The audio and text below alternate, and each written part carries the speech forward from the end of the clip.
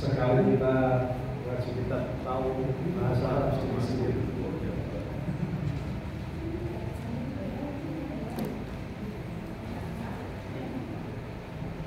Yang lebih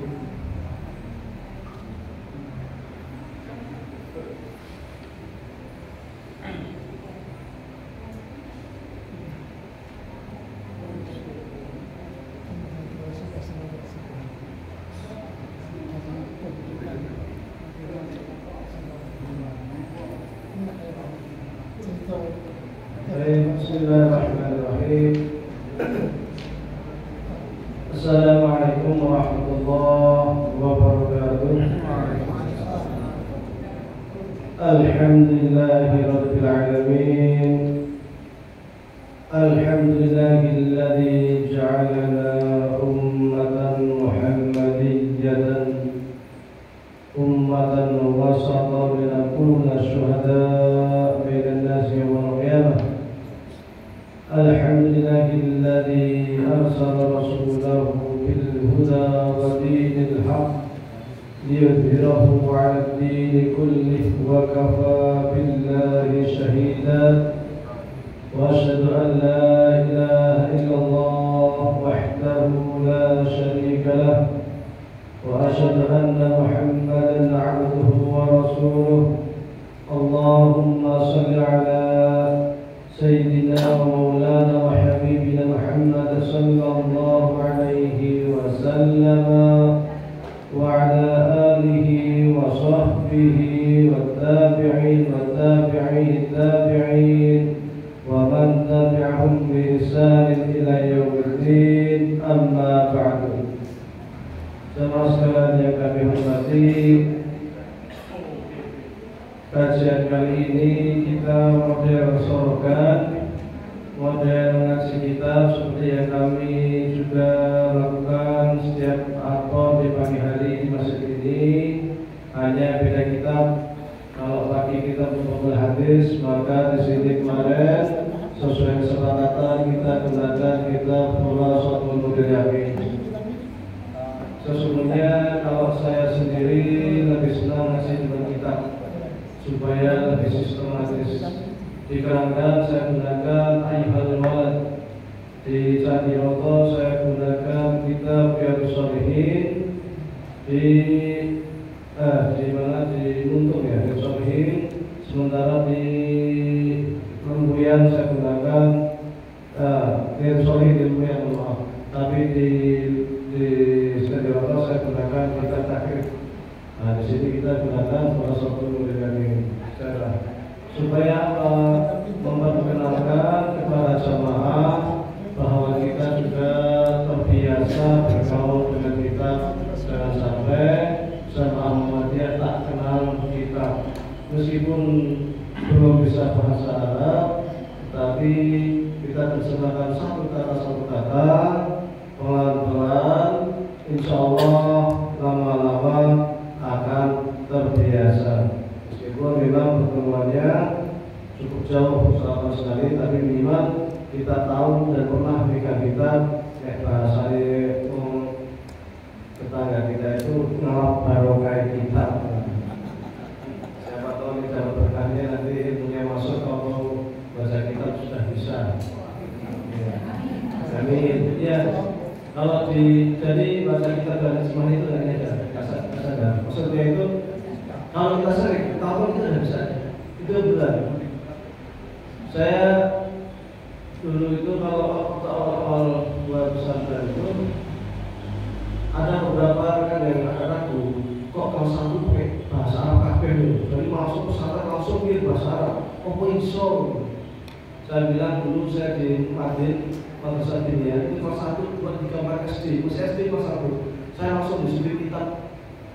Bisa ini? Masa nggak bisa? Dan saya buktikan ternyata bisa. Di bahwa saya masuk dari kosong, dari apa baru ikro. Jadi dari ikro 1. Jadi belum bisa waktu saya belum bisa apa, belum bisa baca Quran, ikro 1 baru mulai alif bata gitu. Isom gitu. Karena biasa gitu. Maka insya Allah kalau kita sering-sering kan bisa kita ulang biasa. Kita langsung ke halaman 5. Ini sesungguhnya pas ini karena kita mulai ngaji kitab ini pas di bulan Maulid. Dan kita mulai mengupas tentang sejarah Nabi Muhammad SAW. Nah, ini cari jawab pertanyaan di bulan Maulid ini. Ya, ngaji Nabi Muhammad SAW secara beliau pas dimulai di bulan Maulid. Supaya kita semakin cinta mengenal Rasulullah SAW. Katanya orang yang bermimpi ketemu Nabi itu sesungguhnya dia itu benar melihat Nabi Muhammad SAW. Tapi harus tanya wujud Nabi-nya kayak apa? Oh, saya mau mimpi ketemu Nabi, Nabi bindil. Ngaku sih, Nabi belum bertekad bindil. Waktu ketemu Nabi itu jenggotnya panjang sampai tanah. Ngaku sih setan nanti. Memang setan itu tidak bisa menyerupai kanjeng Nabi, tidak bisa menyerupai, tapi benar-benar kanjeng Nabi gitu.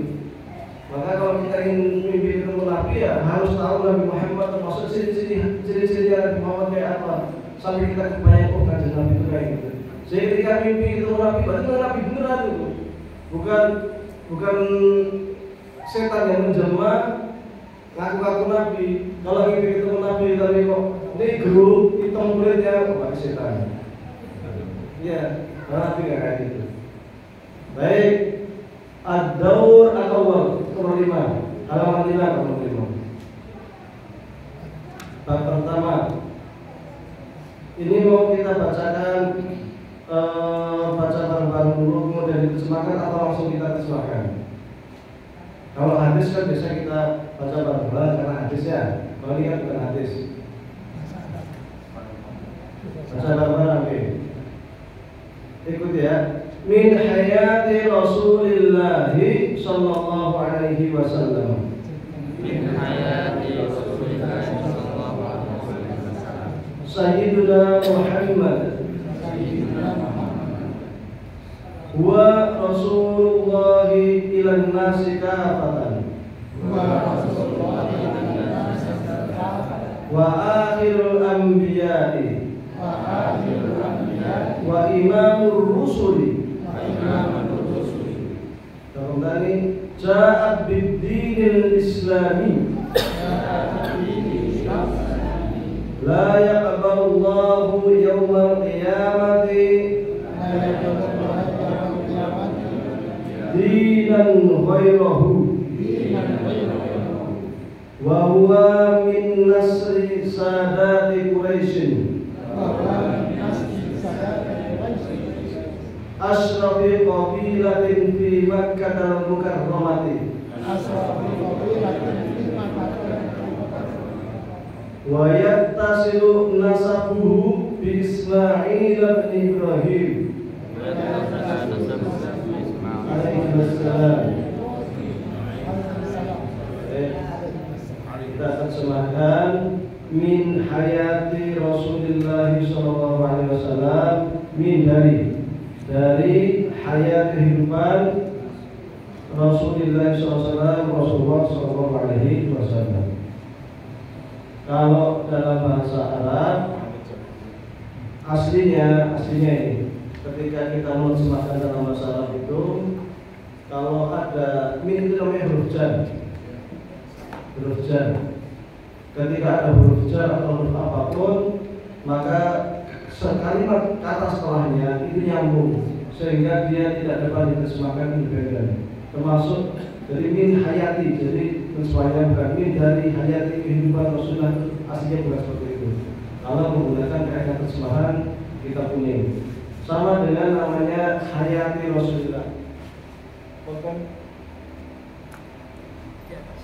Oh, di atas. Sampai sedikit bahasa Arab. Oh ya. Yang cara nampak ya. Huruf jar ada banyak. Min ila a'la fi mutaqaq qabla. Min dari posisi loh bahasa Indonesia ya. Min dari itu nggak bisa independen. Kamu dari mana? Saya dari titik. Nggak bisa. Mau kemana? Saya mau ke. Nggak bisa itu. Harus dilanjutkan. min ila terus dilanjutkan. Makanya kita nasbah min hayati. Ini seakan-akan menjadi satu kata. Jadi ke depan kalau ada huruf jar sambung langsung kita terjemahkan. Nah, ini sekedar prolog. Jadi kayak Anda mau kemana? Saya mau ke, nggak bisa. Itu bukan di mana? Ada di atas apa gitu? Atas meja, atas kursi. Jadi nggak bisa berhenti. Itu posisi itu nggak berhenti. Harus disambungkan. Ya, min hayati dari kehidupan nabi-nabi. Nah, ini yang kedua juga. Ini namanya jumlah idhofiyah. Ini namanya mudhof. Ini namanya mudhof ilaih. Dalam bahasa Indonesia namanya kata majmu'.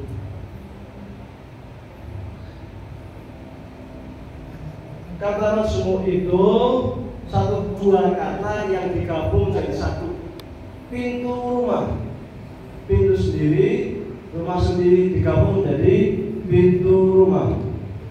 Nah, ini maka ketika ada dua kata, suku kata digabung menjadi satu menjadi kata majmu' seperti ini, maka nasbahnya juga tidak satu-satu. Hayat Nabi, kehidupan Nabi maksud. Karena ini ada min itu juga nggak bisa lepas, nggak bisa independen, nggak bisa sendiri. Maka ketika Rasulullah jar majrur ini jar namanya jar. Ini makanya kenapa i min pasti ian aku jarin min hayati Nabi. Arabnya belakang min hayati Rasulullah SAW, dari kehidupan Rasulullah SAW.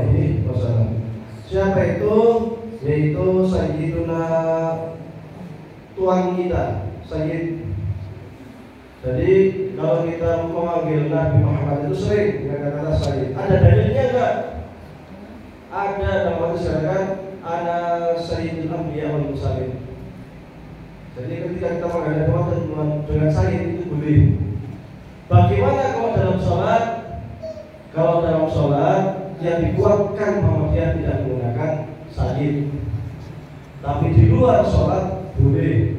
Dibuktikan tidak ada tiba iman juga menggunakan kata Sayyid di mukadimahnya.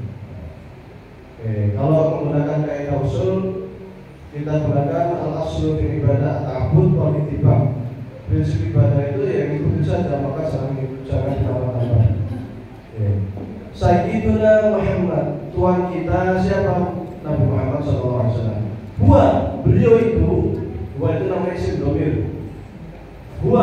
Beliau itu adalah Rasulullah.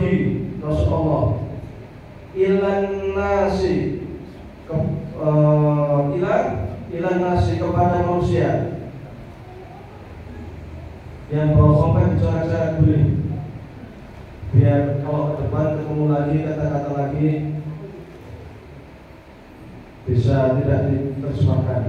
Ya cuma terjemah sekarang, besok ketemu kalimat yang sama tidak diterjemah. Kafatan semuanya. Wa akhirul anbiya'i, dan akhir para nabi. Akhir al-anbiya sama dari nabiyun, nabiyani, al-anbiya sama taksir. Wa akhirul anbiya'i, dan nabi terakhir. Wa imamur rusuli, dan imamnya para rasul. Ja'a, datanglah ia Nabi Muhammad bidinil Islami, dengan agama Islam. Kalau kecepatan bilang interupsi. Kecepatan bidinil Islami, dengan agama Islam. Alladhi yang la yaqbalu, tidak menerima sama lain sudah tidak bisa sendiri. La itu arti aslinya tidak. La yaqbalu, tidak menerima. Siapa? Allahu, Allah. Kalau saya bilang siapa, itu fa'il namanya, subjek. Yaumal qiyamati, pada hari kiamat. Kalau saya bilang pada, itu nama objek pasti. Maf'ul, masalah dia. Yaumal qiyamati, pada hari kiamat. Dinan sebagai agama, dinan sebagai agama, ghairahu selainnya, ghairahu selainnya. Wa huwa, dan beliau Nabi Muhammad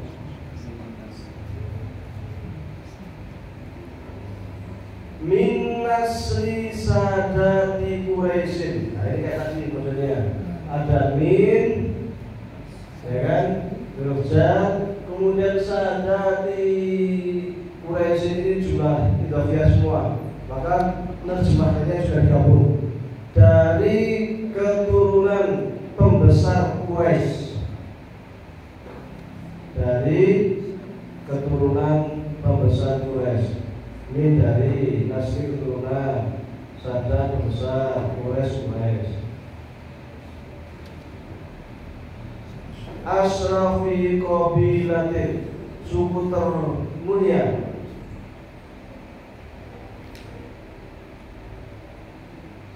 Fi Makkah al-Mukarramati, di Makkah al-Mukarramah. Ini mungkin kalau fi ini sudah sama huruf. Kalau huruf itu harusnya i, kan? Kalau tidak di atas kan min nasri, kan i, min hayati, kan i, kan? Tapi di sini kok fi, mestinya fi juga, i juga. Tapi ini fi makata, nggak makati. Karena ini namanya isim ghairul munsharif, isim yang tidak bisa kena i, itu nggak bisa. Kayak Ibrahim itu nggak bisa i, harus Ibrahimah atau Ibrahim itu nggak bisa i. Itu namanya isim ghairul munsharif. Karena biasanya itu isim alam. Isim alam itu isim nama. Kalau namanya bejo, dia posisinya apapun tetap bejo. Za'a bejo, ro'a itu bejo, martu bi bejo. Nggak bisa jadi martu bi beji, nggak bisa. Ro'a itu beja, enggak. Itu dalam kaidah bahasa Arab. Meskipun ada a'iu dalam satu kalimat, tapi kalau isim alam nggak bisa. Maka sama terima kata, nggak bisa menjadi makan. Cuma nanti yang setelahnya yang idhofahnya al-mukarramati dari i. Fi Makkatal Mukarramati. Wayat tasilu, dan bersambung.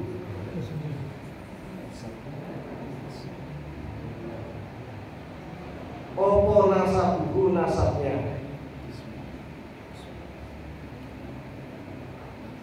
Ismail bin Ibrahim, dengan Nabi Ismail. Ini Nabi Ismail. Bi ini rujat. Di sini kita ketemukan 3 rujat. Tadi ada bi, ada fi, ada bi. Rujat. Satu kata kita ketemu 3. Masih ada 9. Dan mim, an, ala, bi, ba, kaf, lam. Ini kalau ada semua isim, dan ini hanya khusus masuk ke isim. Ini khusus masuk ke isim.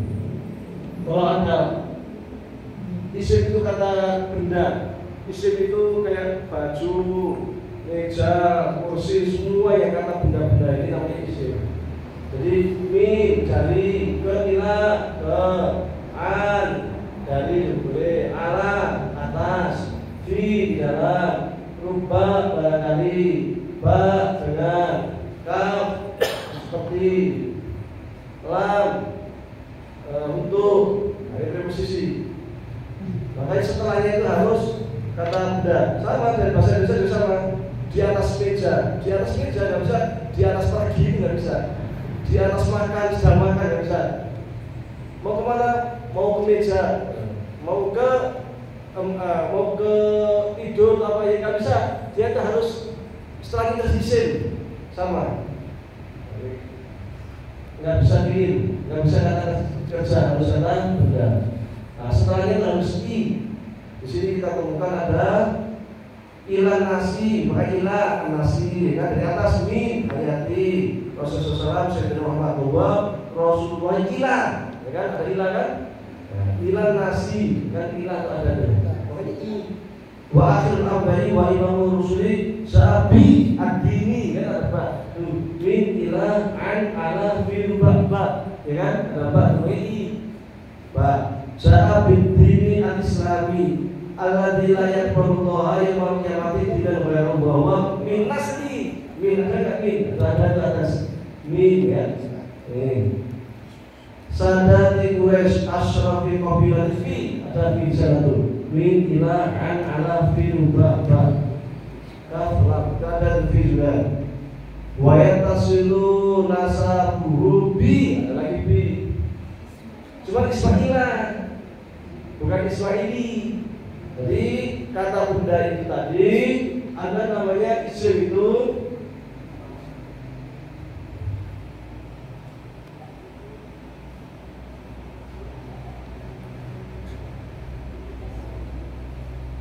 itu ada yang bisa i nanti, ada yang enggak.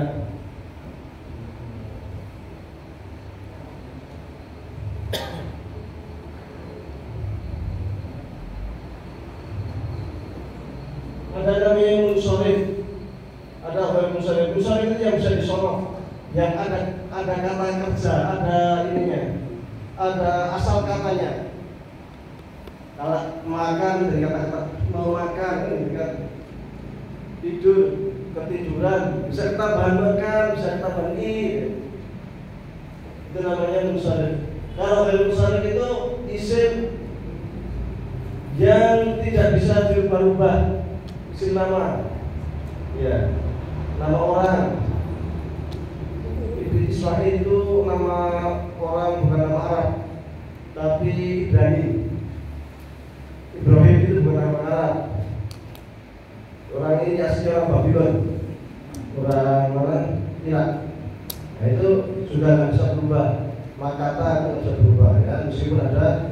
Tapi prinsipnya kalau ada min, ila, an, ala, fi, ba, kaulah.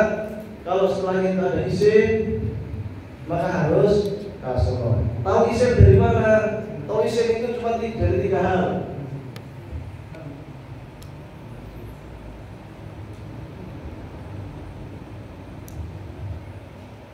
Kalau saya bilang isim itu berarti kata benda. Tahu itu kata benda dari mana? Pokoknya kalau membaca meskipun saya nggak bisa bahasa Arab, kalau di situ kok ada tanwin, ini pasti isim, mesti kata benda.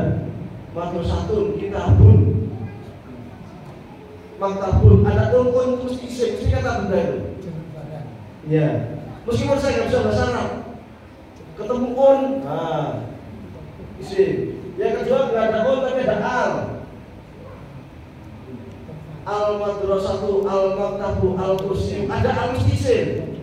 Meskipun saya nggak bisa bahasa Arab, pas baca Quran pakai alhamdulillahi rabbil alamin, mesti isim. Ada al yang masalahnya, ya kan? Yang ketiga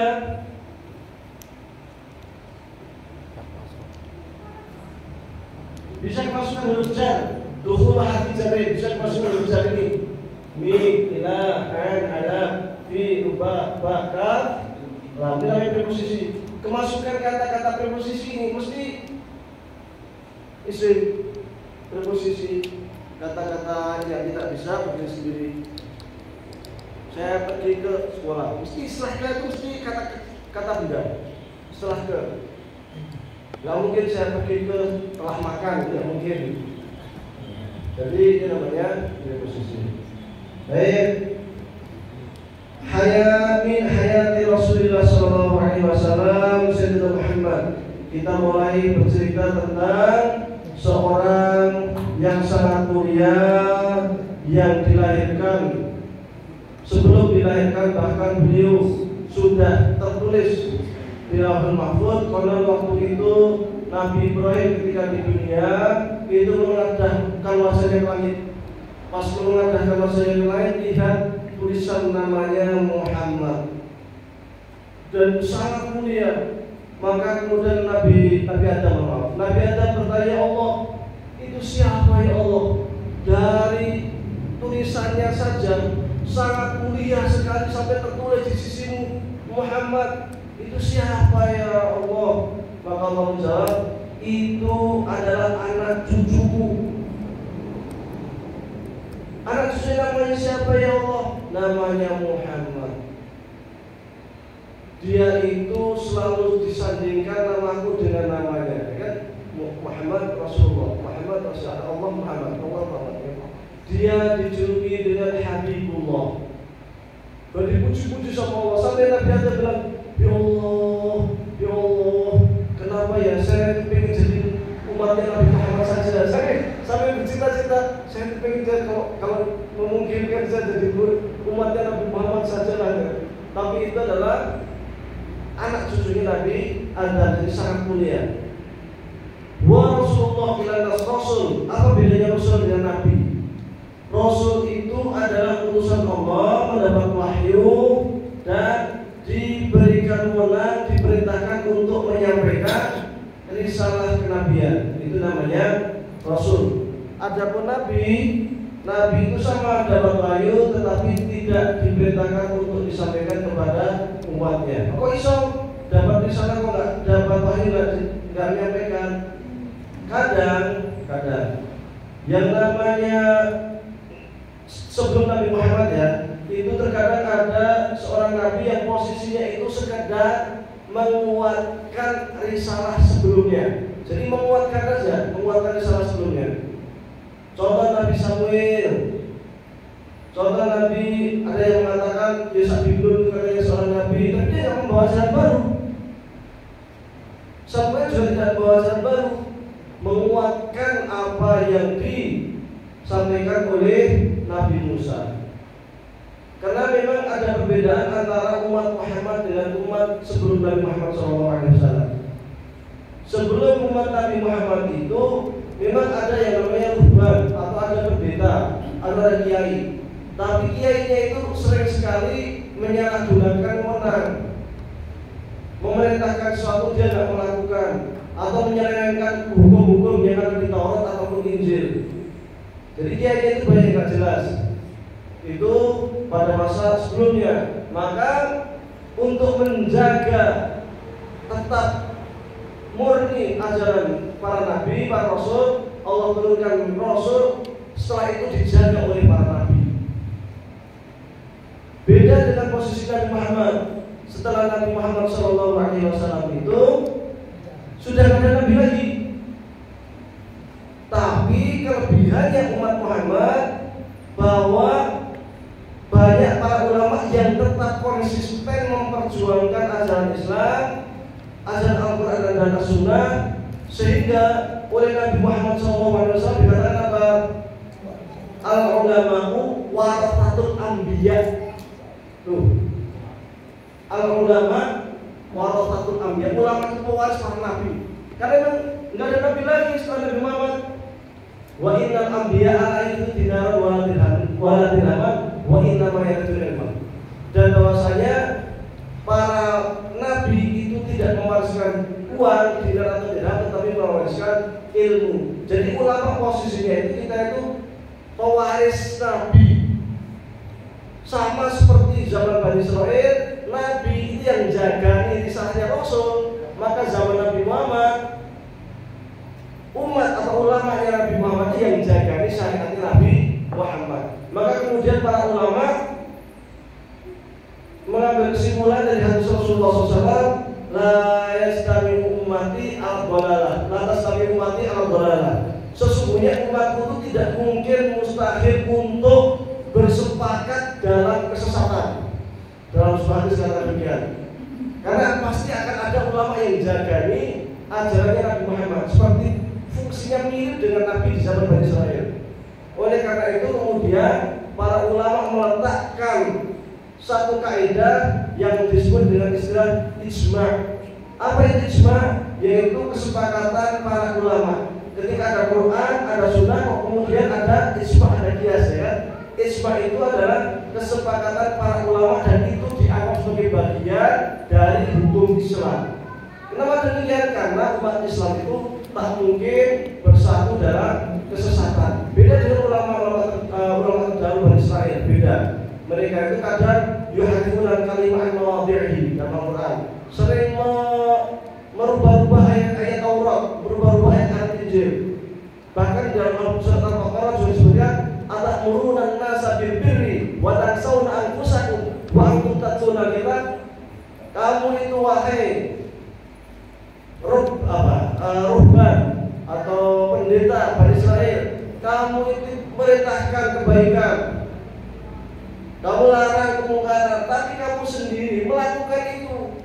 Emang kamu nggak berakal, emang nggak otak, kata Quran. Sampai seperti itu posisinya itu. Maka untuk menyelamatkan ajarannya itulah kemudian Allah mengutus Nabi, bukan Rasul. Sekali lagi posisi Nabi menguatkan posisi ajarannya para Rasul, tapi dia tidak membawa syariat baru. Bahwa Rasulullah ilan nasi kafah, kepada manusia semuanya. Dan ini kelebihannya Nabi Muhammad. Di dalam sebuah hadis sudah dikatakan, saya diberi kelebihan beberapa hal. Nusirtu minal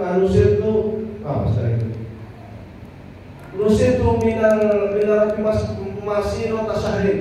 Saya diberi beberapa kelebihan dari Allah. Di antaranya adalah saya itu ditolong dengan Allah itu memberikan rasa ketakutan yang luar biasa bagi orang kafir, sementara jarak saya dengan orang kafir itu masih sebulan perjalanan.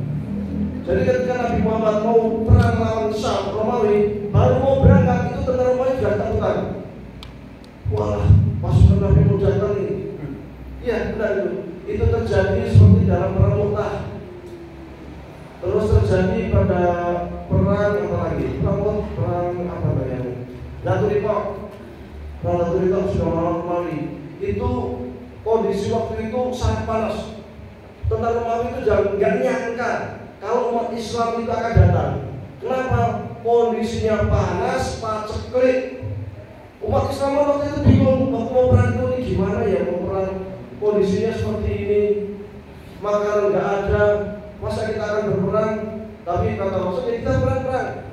Akhirnya siapa yang punya harta silahkan untuk kemudian sedekah jihad di sabilillah. Maka di waktu itulah Abu Bakar menyedekahkan seluruh hartanya. Jadi waktu perang mereka itu Utsman juga bersedekah luar biasa, sampai ada orang yang tidak punya apa-apa, hanya punya kurma segenggam, datang ke Rasulullah yang saya punya kurma segenggam ini loh. Dikasihkan kurma yang segenggam, ada yang nangis saja, yang saya itu tidak punya apa-apa, kita tuh pengen nyumbang tapi tidak punya apa-apa itu. Tentara Romawi jumlahnya 200.000 udah siap itu. Tentara Romawi saya berapa sih jumlahnya waktu itu? Nggak nyampe, ya katakanlah 10.000 berbanding sama 200.000 kan nggak ada apa-apanya itu. Tapi berangkat, ketika berangkat orang kan panasnya minta ampun. Yang namanya pasir itu sangat panas, sehingga di perjalanan itu sendal-sendalnya kaum muslimin itu pada ngupas, pada copot. Karena pada copot, tadi kan pasir panas itu. Akhirnya orang pada banyak yang lepas, kan pakai serban. Serbannya dilepas, ditarikan ke kakinya. Kaki kanan, kaki kiri, supaya apa? Supaya mereka itu bisa berjalan. Kalau nggak maunya sekali, mau panasnya ngomong, jalan terus. Dan pas mendengar pasukan Muslim datang, Romawi langsung mundur. Wah, ternyata orang Islam datang benar kondisi ini, wah kalah, kita mesti kalah ini. Mundur. Sehingga ketika sampai di situ langsung wilayah di situ dikuasai kaum muslimin tanpa perang. Ya, ini aku dan Tiko luar biasa, orang yang sangat bersejarah dalam dunia Islam. Orang kafir dikasih ketakutan luar biasa sebelum Nabi Muhammad sampai. Dalam jarak 1 bulan perjalanan itu mereka tidak ketakutan. Kemudian di antara kelebihannya adalah bahwasanya wajulat bil ardu masjidan wa tahurun. Yang namanya tanah itu Allah berikan keistimewaan bagi saya. Tanah itu suci dan boleh dijadikan sebagai tempat sholat. Kalau orang Yahudi, orang Kristen itu kalau sholat ya harus di tempatnya, di masjidnya, di sinagog, di orang Yahudi namanya sinagog. Kalau orang Kristen gereja harus di gereja, bareng-bareng gitu. Nggak bisa di tengah jalan tuh sholat dulu, nggak ada tempatnya orang Kristen, nggak ada di jalan-jalan di lapangan kok dungu untuk sembahyang gitu kan. Harus ke gereja. Orang Yahudi sama harus di sinagog. Dan mereka kalau bersuci harus dengan air, nggak bisa dengan debu.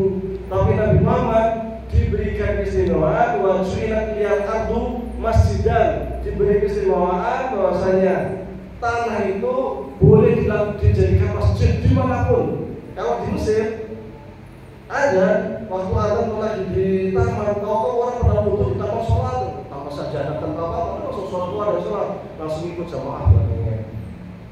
Taman, kadang di pinggir jalan dia ada di jalan ada Quran, ada azan, ada Quran, taruh Quran, sholat, itu takbir kan.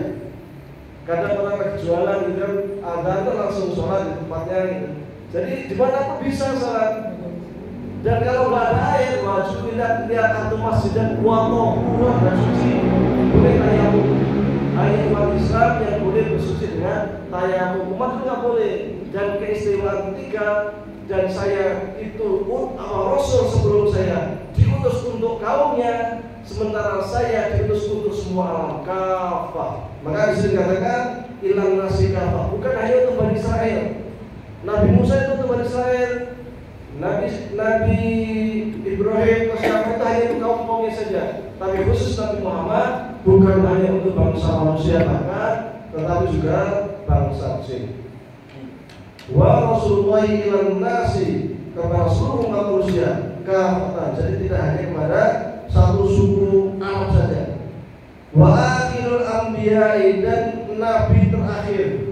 Maka kalau ada orang yang mengaku ada nabi setelah Nabi Muhammad pasti bohong. Dan barang siapa yang percaya ada nabi setelah Nabi Muhammad seperti percaya Mirza Ghulam Ahmad sebagai nabi, maka dia kafir.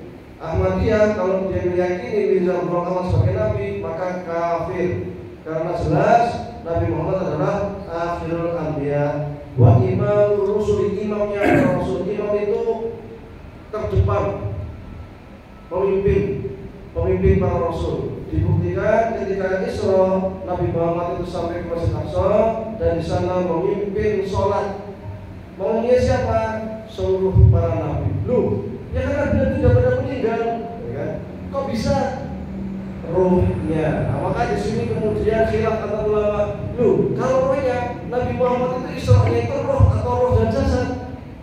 Tapi jumhur ulama, sebagian besar para ulama mengatakan nabinya itu roh dan jasad, sementara yang ikut sholat makmumnya itu ruhan walaysa jasad. Sekedar roh kalau bukan dengan jasadnya. Jangan bidin Islami, agama Islam. Di HPT disebutkan apa itu agama Islam, termasuk di manhaj tarjih. Agama Islam itu adalah agama yang dibawa oleh Nabi Muhammad Sallallahu Alaihi Wasallam. Wahyu yang diberikan kepada Nabi Muhammad Sallallahu Alaihi Wasallam itu namanya ad-din al-Islami. Dan barang siapa yang mencari agama selain agama Islam, maka dia agamanya tidak diterima.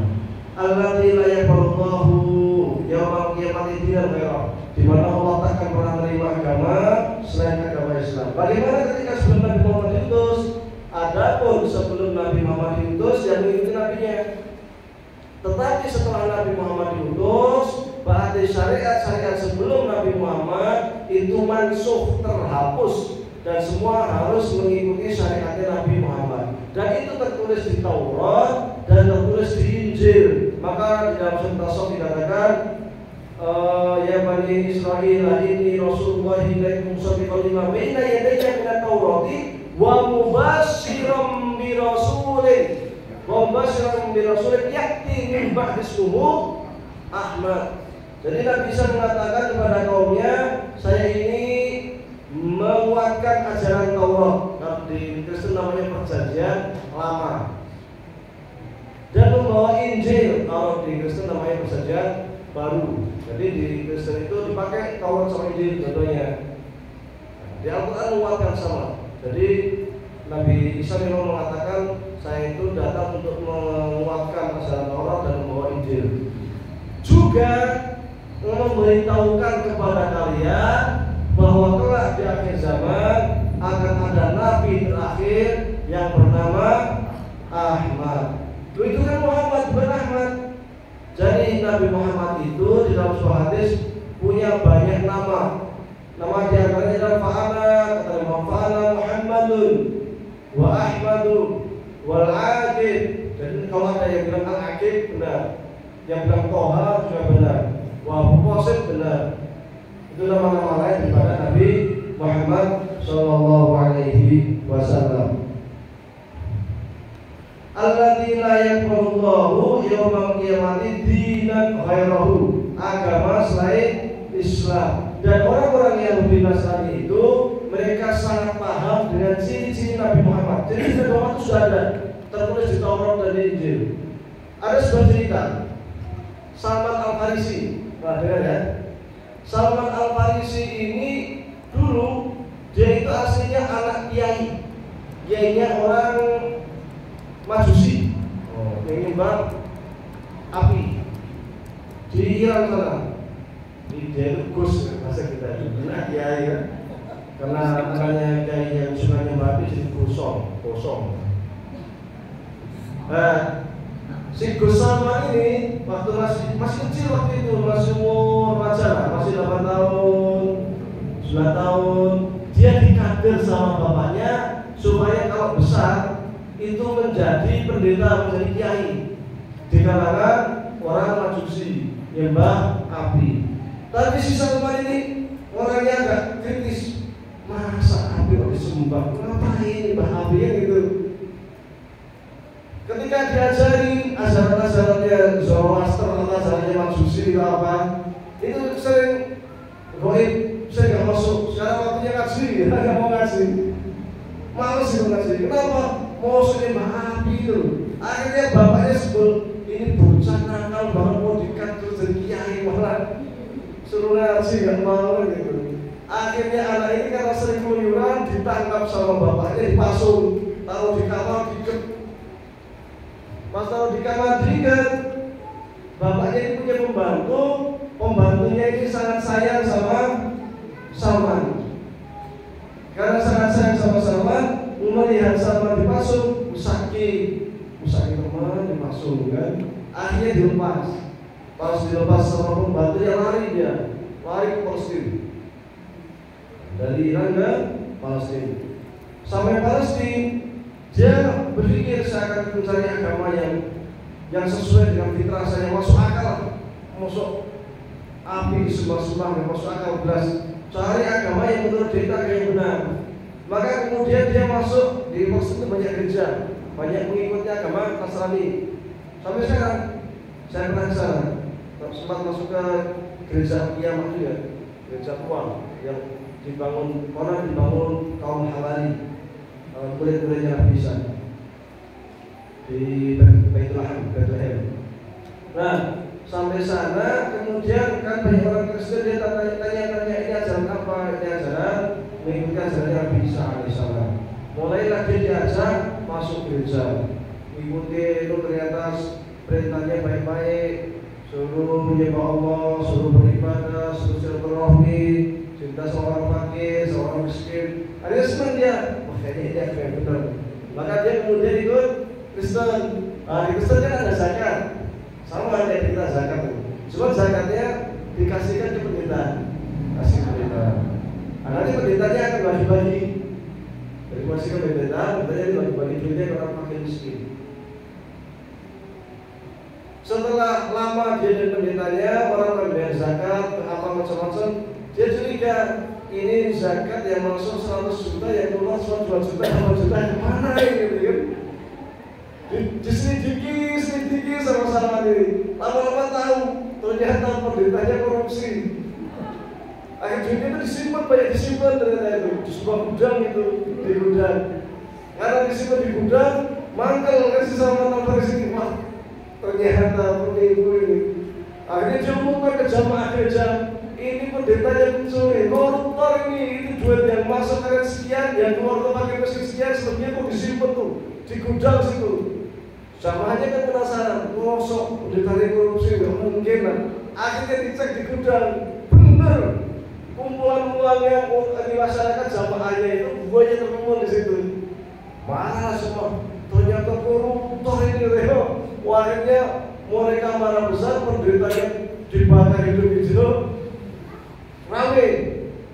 Sahabat Antaresis ini sudah kecewa, nggak jelas lah kandungan itu. Lari dia, lari ke Sam, Suriah. Sampai Suriah sih masih sama saya agama yang benar lah. Yang nggak kayak di Palestina, masa pendeta di korupsi. Tapi di Suriah juga banyak orang Kristen. Akhirnya ikut gereja lagi, masuk ke gereja lagi, ikut Kristen lagi dia. Sampai di sana ikut asal pendeta. Pendeta ini baik sekali, baik banget. Sampai ketika ada zakat, ada apa disalurkan ke fakir miskin sesuai dengan yang sesuai dengan yang tertulis dalam kitab Injil. Artinya dia nggak korupsi, maka dia senang. Jadi santri yang mulazamah sama kiainya, ngintil, santri intilan. Sampai terakhir kiainya ini pendetanya sakit keras. Pas sakit keras kasih wasiat ke Salman Al-Farisi, wahai Salman, sekarang ini zamannya Nabi. Sekarang ini tanda-tanda ini sudah ada. Di Injil di Taurat tertulis bahwa kelak akan ada Nabi terakhir. Ini zamannya Nabi. Tolong kamu cari orang yang ngaku Nabi. Kalau dia benar ikutin. Itu ciri-cirinya ada 3. Pokoknya kamu cari itu. Akhirnya di antaranya itu tempatnya di mana? Dia tidak tahu tempatnya. Tempatnya itu di antara 2 bukit. Kemungkinan besar ada di Mekah.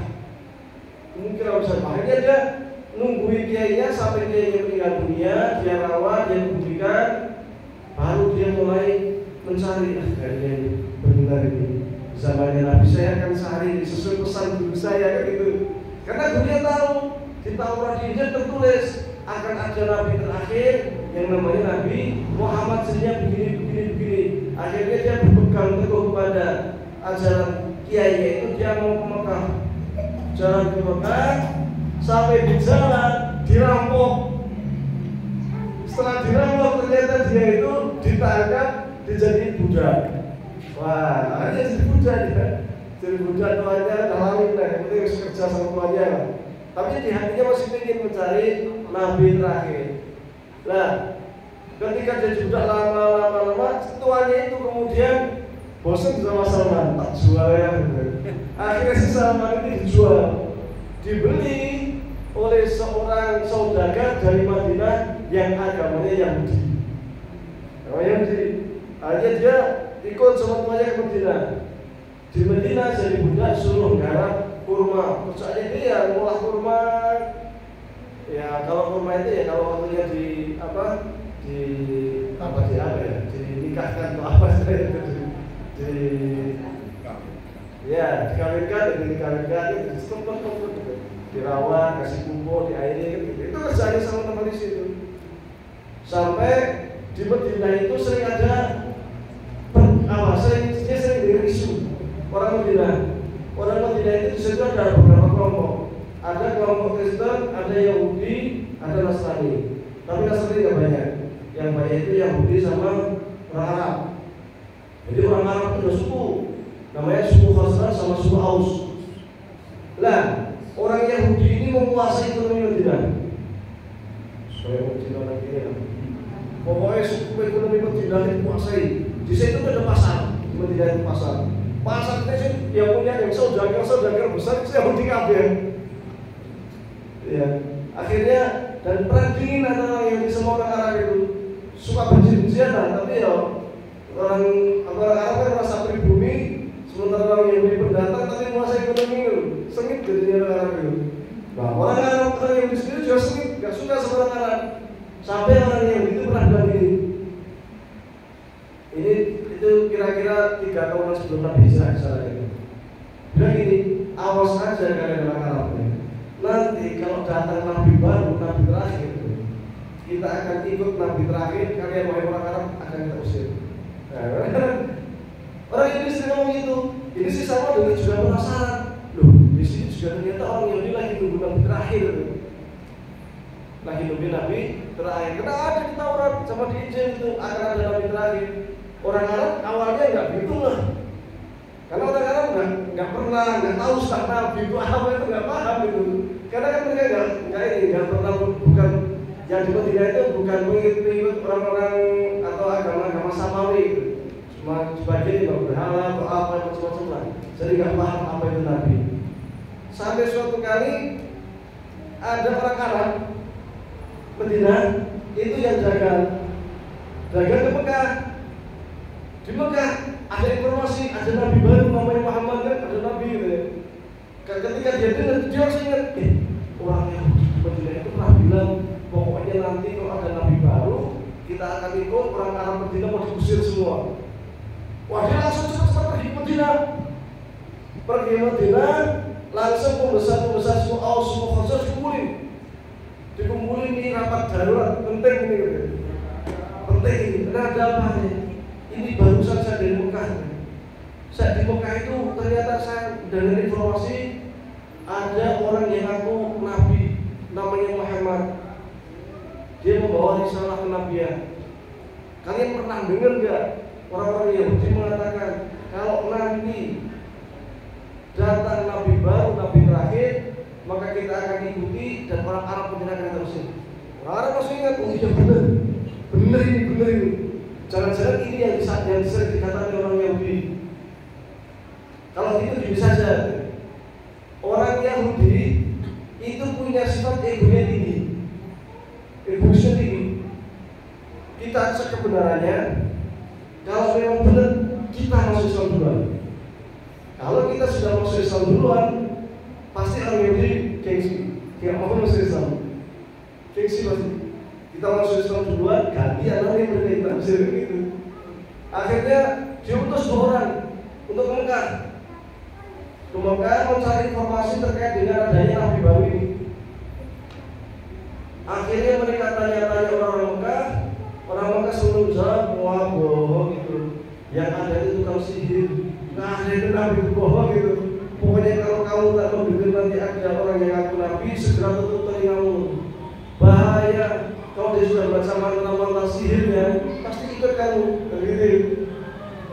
Yang disebut dengan mantra sihir di sini adalah ayat-ayat Al-Quran. Karena memang Al-Quran ini sangat bagus. Siapapun yang mendengar, termasuk orang kafir itu kan melihat nabi ngaji, itu pasti tertegun. Sampai Abu Jahal, Amr bin As, sebelum masuk Islam, itu kalau Nabi Muhammad malam-malam sholat malam itu sering nguping, datang ke rumah Nabi, nguping di belakang itu atau di di PPN dengerin Nabi Muhammad lagi baca Quran. Iya, karena memang bagus luar biasa. Tapi mereka nggak masuk Islam, tapi tanya itu. Pernah suatu kali pas mau pulang berdoa kan Nabi Muhammad selesai ngaji, selesai sholat, yaudah Abu Jahal mau pulang, Amr bin As mau pulang, satu pojok sana, satu pojok sini, bareng berdoa. Ngapain sama ada sama-sama nguping karena seni dari Al-Quran. Kita saja yang orang ajar, yang orang bukan orang Arab, yang nggak paham isinya, nggak paham maknanya. Ketika ada orang ngaji sesuai dengan kaidah makhraj hurufnya baik, ternyuh, terasa. Padahal kita nggak paham isinya, apalagi yang paham isinya. Makanya orang-orang perlu hati-hati, jangan sampai dengar kalau dia baca mantra, pasti kamu ikut-ikutan nanti. Tapi orang Medina ini penasaran, jangan-jangan bener ini. Dia tanya terus sampai ketemulah kepada Nabi Muhammad SAW. Kemudian bertanya, ya Muhammad, kami ini orang Medina. Kami datang ke sini yang pertama meningkatkan silaturahmi, ya kan? Yang kedua, ini kita mau konfirmasi, kok kami di Medina sering mendengar orang-orang yang mengatakan saat ini nanti kalau ada nabi terakhir, kami akan ikut nabi terakhir dan kami akan usir orang-orang Arab Medina. Nah, ini kami mendengar ada orang yang ngaku nabi, ternyata engkau ya Muhammad, kami ingin tahu. Nah, maka kemudian Nabi Muhammad mulai bercerita benar, saya adalah Muhammad Rasulullah SAW, diutus oleh Allah dengan membawa syariat supaya kita hanya menyembah Allah Ta'ala, supaya kita selalu menyambung tali silaturahmi, supaya kita itu tidak boleh mencuri, tidak boleh menghina orang lain, tidak boleh mengolok-olok, macam-macam lah ajaran yang bagus-bagus. Akhirnya dua orang ini benar pasti. Akhirnya dibacakan ayat Al-Quran, kemudian dua orang ini berbaiat. Ya Rasulullah, kami berbaiat, kami ingin menolong agamamu menjadi pengikut. Maka berbaiatlah dua orang ini. Setelah berbaiat langsung diutuslah delegasi Muslim pertama, yaitu Mus'ab bin Umair bersama dua orang ini ke Madinah. Maka kemudian di Madinah langsung rapat darurat. Dua orang ini rapat darurat menyampaikan, saya sudah sampai ke Mekah dan sudah konfirmasi langsung ke sumber pertama, dan ternyata saat ini memang ada Nabi baru yang namanya Nabi Muhammad SAW. Cerita macam-macam termasuk ajarannya, dan kemudian diperkenalkan ini namanya Mus'ab bin Umair. Beliau inilah yang menjadi delegasi utusan Rasulullah SAW untuk mengajari Islam. Akhirnya seluruh orang Arab Madinah, suku Aus dan suku Khazraj masuk Islam semua. Padahal Nabi Muhammad juga susah sekali itu dakwah Islam. Tapi di Mekah, di Madinah, masuk Islamnya cepat. Kenapa? Karena provokasi orang Yahudi. Kalau orang yang tidak ngomong gitu, mungkin orang Madinah juga nggak begitu ingat gitu. Tapi kata orang Yahudi selalu mengatakan kalau ada nabi terakhir kami akan ikut. Akhirnya orang Arab Madinah itu langsung bersegera untuk mencari nabi baru ini. Ternyata benar, akhirnya mereka masuk Islam. Tahun berikutnya mereka utus 12 orang ke Mekah yang kemudian terkenal dengan istilah Bai'ah Aqabah. Diutuslah ke Mekah 12 orang untuk berbaiat kepada Rasulullah SAW. Ulang, tahun ketiga mengutus lagi 73 orang. Di antaranya adalah 2 orang perempuan untuk berbaiat sekaligus menawarkan, ya Rasulullah, kami datang ke sini pertama silaturahmi, yang kedua kami berbaiat, dan yang ketiga kami mengundang engkau ya Rasulullah supaya engkau hijrah ke Madinah, karena kami di Madinah sudah siap untuk menerima kedatangan engkau ya Rasulullah. Jadi tawarkan Rasul untuk hijrah ke Madinah. Maka Rasul menjawab, sekiranya ada wahyu insyaallah kami orang-orang Mekah siap untuk berhijrah ke Madinah. Sampai kemudian berwahyu disampaikan ke orang Madinah, Rasul siap berhijrah. Rasul sampaikan ke kaum muslimin hijrah ke Madinah. Kemudian Rasul terakhir hijrah. Salman Al-Farisi waktu itu kupingnya itu masih dengan selentingan. Nah, dia kan budak, jadi kan bergaul di masyarakat itu nggak bebas. Namanya sudah membantu, ya paling semuanya. Tapi keinginannya itu masih tetap ingin mencari agama terakhir itu. Seperti pesannya orang gurunya, kiainya yang ada di Syam. Bedanya kalau yang di Madinah yang bilang ada nabi terakhir itu orang Yahudi, sementara gurunya Salman Al-Farisi ini Kristen, pendeta Nasrani. Sama-sama sepakat akan ada nabi terakhir namanya Nabi Muhammad SAW. Sampai pada akhirnya datanglah berita bahwasanya Nabi Muhammad SAW sudah berangkat hijrah ke Madinah. Ini Salman Al-Farisi itu sering naik pohon kurma, ada jalan yang ke arah Madinah Mekah untuk melihat kira-kira ada enggak orang yang aku nabi katanya sudah hijrah atau belum nampak. Dan di Madinah orang-orang Arab sudah siap untuk menyambut Nabi Muhammad SAW. Jadi di Madinah itu, di pintu masuk Madinah itu setiap hari itu sudah ramai. Ketika mendengar Rasul sudah berangkat hijrah, itu sudah ramai untuk menyambut kedatangan Rasulullah SAW. Setiap hari ramai sekali. Salman itu juga sering penasaran, sampai pada akhirnya ketika dari kejauhan Nabi Muhammad nampak, Salman itu masih di pohon itu kaget. Wah, itu dia, itu apa Rasul? Di bawah dia itu waktu itu ada tuannya di bawah pohon, lagi entah ambil rumput atau apa. Salman di atas karena kaget langsung porot, ngenain punggung tuannya, duduk gitu kan. Tuannya itu kaget, ada apa kamu Salman tuh? Gak ada apa-apa ya kan. Sampai Nabi Muhammad sampai ke Madinah, hijrah ke Madinah, dapat tempat tinggal dan sebagainya. Salman ini masih penasaran ini. Ini sangat benar ini Ini jalan-jalan Nabi yang dulu pendeta ngasih tahu ini. Akhirnya dia ingin ngetes, bener nggak ini Nabi? Maka dia siapkan kurma, 1 kotak kecil kurma. Dia datang esok hari, dia siapkan kurma, dia datang menemui Nabi Muhammad SAW. Dia menyampaikan, ya Muhammad, mohon perkenalkan, nama saya Salman Al-Farisi. Maksud kedatangan saya pertama ke silaturahmi, hingga kali saya badai ini menyerahkan sedikit kurma sebagai sedekah dari saya. Rasul terima, kasihkan ke sahabat, sudah makan 1 kurma pun. Sahabat Rasul mengatakan, oh benar ini, 1 ciri sudah ketemu. Kata beritanya, ciri pertama Nabi itu tidak makan sedekah. Tidak makan sedekah. Ini kurma diambil, dikasihkan ke sahabat, silakan kalian makan, masa nggak makan?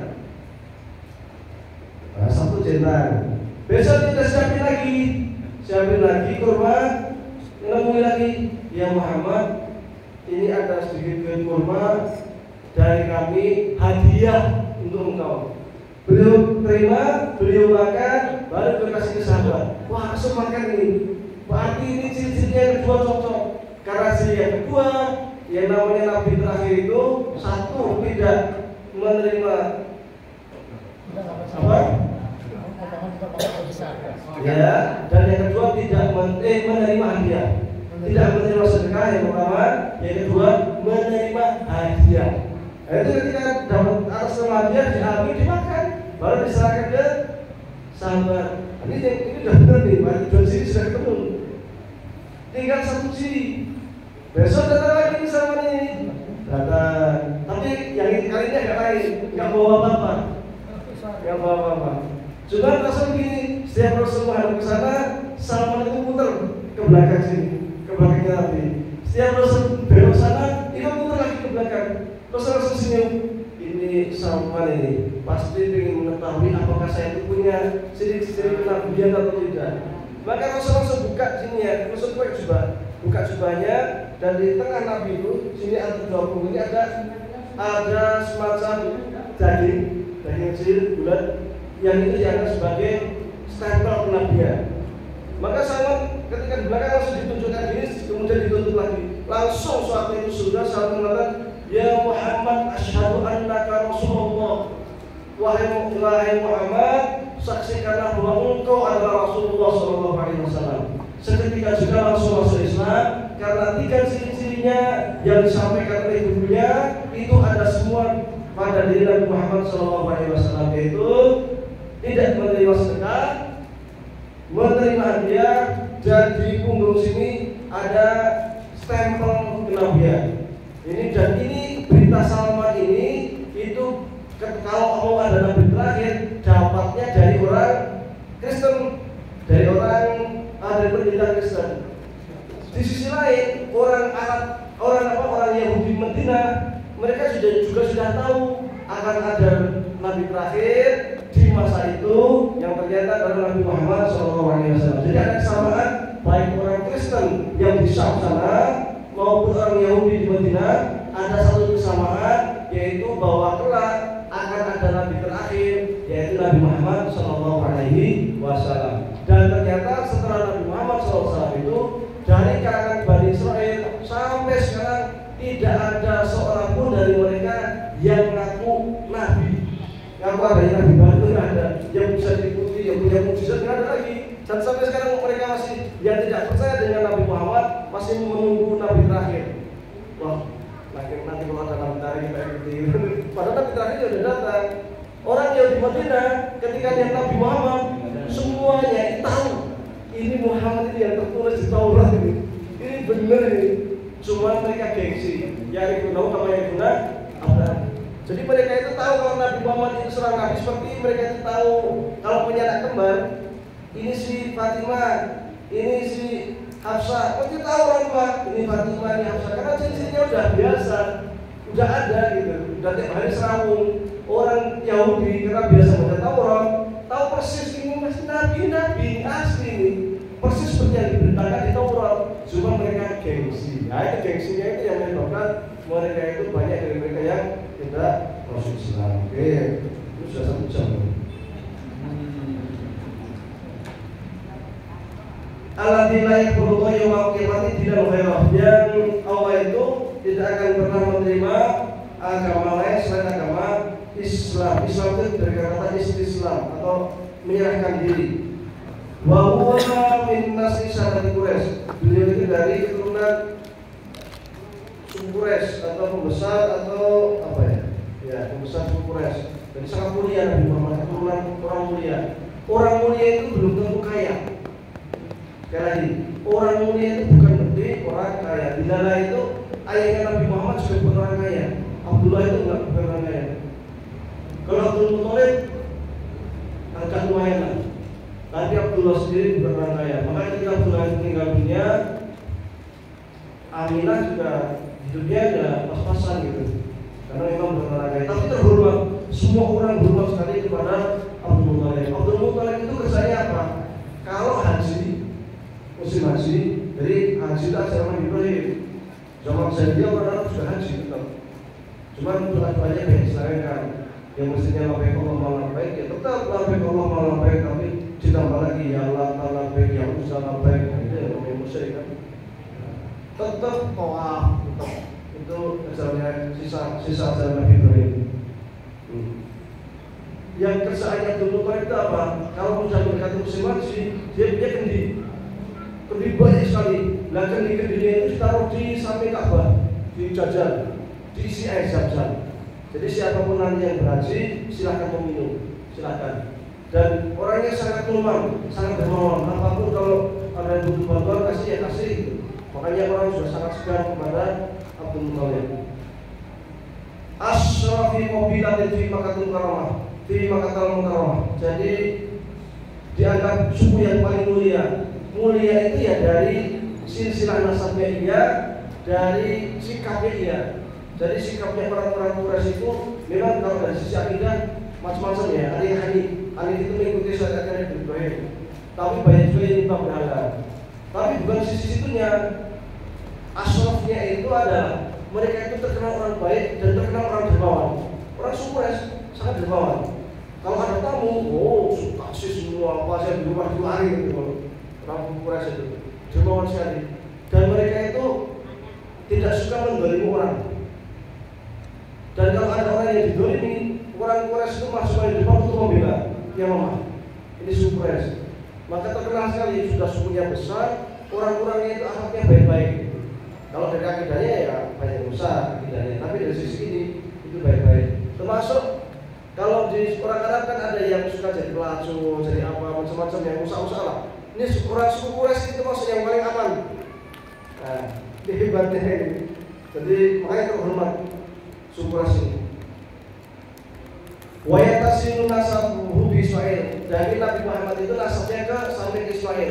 Ismail ini bukan orang Arab. Kata Mas Dikit saya selesai. Ismail ini bukan orang Arab. Ismail putra Ibrahim. Ibrahim orang mana? Babylon. Babilonia. Jadi ketika itu Nabi Ibrahim, singkat cerita, dengan anaknya yang masih kecil dibawa ke Mekah bersama ibunya Hajar. Kemudian di Mekah ditinggallah Hajar bersama putranya Ismail. Nabi Ibrahim pergi ke Mesir. Nah, ini keturunan waktu itu di Arab itu nggak ada tanaman, nggak ada suku, kosong, nggak ada orang. Fi wadil ghairi zar'in fi baitikal muharram. Di tanah yang nggak ada tumbuh-tumbuhan, nggak ada apa-apa gitu. Nah, cuma memang itu tempat yang mulia karena tempat situlah Nabi Adam dulu meletakkan fondasi atau meletakkan bait. Inna awwala baitin wudi'a lin-nasi lalati bibat kata mubarakah. Sesungguhnya rumah pertama yang dibangun umat manusia di dunia itu yang di Mekah ini, yaitu apa? Baitullah, yaitu apa? Ka'bah. Yang kemudian pada masa Nabi Nuh banjir bandang, habislah Ka'bah runtuh, tapi fondasinya masih ada. Itu di situ. Lah Allah perintahkan kepada Nabi Ibrahim dan Ismail untuk kembali ke situ menghidupkan syariatnya Nabi Adam membangun Ka'bah itu tadi. Cuma kemudian ketika Nabi waktu itu karena di Mekah itu tidak ada apa-apa, Nabi Ismail sama Siti Hajar dia ke sana, ada banjir besar, Yaman itu dulu sangat makmur sekali. Jadi irigasinya itu mereka mengandalkan bendungan, namanya Sabul Maghrib, bendungan Maghrib. Nah, pernah terjadi suatu kali bendungan itu jebol sehingga terjadi banjir bandang yang sangat besar. Karena terjadi banjir bandang yang sangat besar, akhirnya pertanian hancur, ekonomi hancur, rakyat banyak yang meninggal dan sebagainya. Ada kelompok orang Yaman macam-macam. Ada yang tetap tinggal di situ, ada yang pergi ke Romawi, ada yang pergi ke Persia, ada sekelompok ini yang pergi mengikuti arah kaki sampai mereka itu sampai ke Mekah, kemudian ketemu sama Siti Hajar dan Ismail dan ada Zamzam di situ, dan mereka akhirnya tinggal di situ sampai Ismail besar. Nah, Ismail ini bukan orang Arab, yang orang Arab ya ini yang pendatang dari Yaman ini, karena ya suku asli Arab di Yaman, suku asli Arab di Yaman. Yang pertama datang ke Mekah ini, yang kemudian setelah Ismail besar, Ismail nikah sama orang Yaman ini, namanya suku Jurhum Arabnya itu. Maka Nabi Ismail ini dan keturunannya itu artinya mustaqrob, orang asing yang terarabkan karena istrinya orang non-Arab. Mustaqrob jadinya terarabkan. Nah ini makanya disebut wayatasilu nasabuhu, nasabnya itu nyambungnya ke siapa? Ke Nabi Ismail, ke Ibrahim, tetapi ibunya Ismail sendiri orang Arab. Jadi Arabnya itu dari jalur ibu aslinya itu, bukan dari bapak. Kalau beda Ismail bukan dari Ibrahim. Wayatasilu nasabu Ismail bin Ibrahim alaihi wasallam. Oke, cukup. Ini yang asli lainnya adalah pertanyaan-pertanyaan untuk mempermudah hafalan kita atau ingatan kita yang di atas. Man Sayyidina Muhammad, siapakah Sayyidina Muhammad? Jawabannya nomor 1, wa Rasulullah dan nasi kafah dan sebagainya. Diman sa'abihi, ini jawabannya nomor 2. Dia datang membawa apa? Sa'ab bidinil Islami dan seterusnya. Dia datang dengan pengajaran Islam. Min ayyi qabilatin abawahu, dari suku apa? Kedua orang Nabi Muhammad. Nah, kedua orang Nabi Muhammad berasal dari suku min nasri sanadi. Biman di atas nasabuhu, nasabnya kembali ke siapa? Nyambung ke siapa? Wa yatas nasabuhu iblis Ismail. Ringkasan. Sayyidina Muhammad, yang namanya Sayyidina Muhammad adalah wa Rasulullah dan nasihat Ismail, merupakan Rasulullah yang diutus untuk manusia ajma'in semuanya, sama dengan kafah. Ajma'in sama dengan kafah. Saat bidin Islami, datang dengan membaca Islam, wa dan dia Nabi Muhammad itu Arabiyun, orang Arab, Quraisyun dari suku Quraisy, Adnaniyun dari suku Adnan. Oke, cukup. Mudah-mudahan bermanfaat. Kita lanjutkan kepada pertanyaan insyaallah.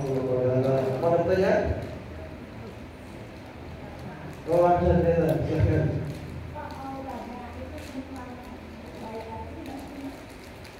Baiat. Baiat itu sumpah setia kalau sama sekarang.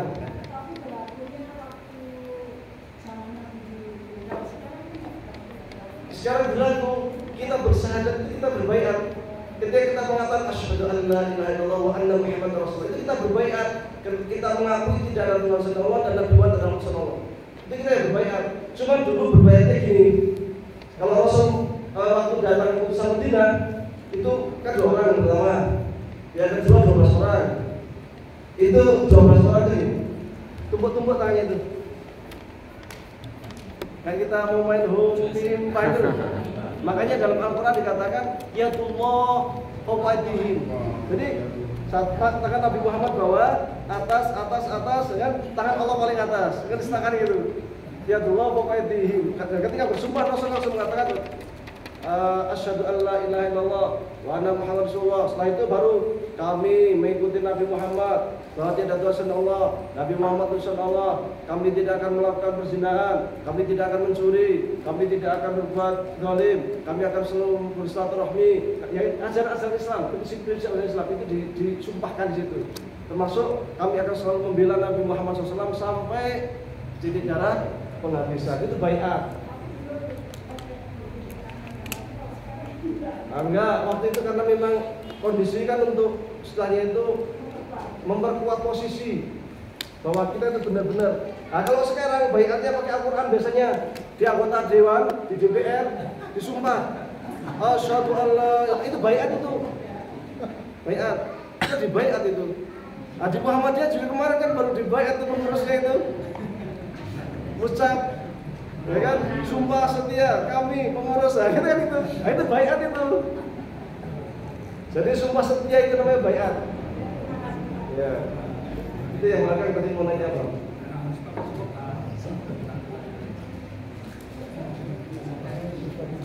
Ya, kalau di sufi-sufi juga tarikat-tarikat masih ada baiat biasanya. Nah, kalau di Muhammadiyah baiatnya ya, kalau pengurusnya, anggotanya nggak ikut berbaiat. Tapi kita ikut berjuang mengikuti Muhammadiyah. Baik, cukup ya. Mudah-mudahan bermanfaat. Kurang lebih maaf. Assalamualaikum warahmatullahi wabarakatuh.